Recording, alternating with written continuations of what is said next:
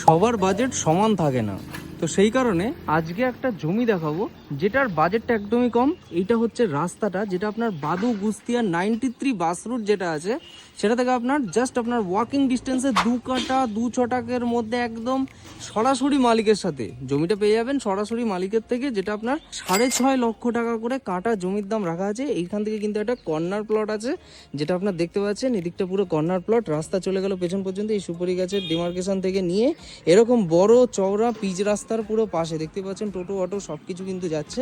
আর এই হচ্ছে আপনার রাস্তাটা এতটা পর্যন্ত, এখান থেকে পুরো পেছন পর্যন্ত চলে গেলে এই হচ্ছে জমি, যেটা 2 কাটা 2 ছটাক 6.5 লাখ করে কাটা জমি এখানে দাম রাখা আছে। বড় চওড়া রাস্তা, এরকম বড় পিচ রাস্তার একদম পাশে, আর মেন রাস্তা একদমই কাছে।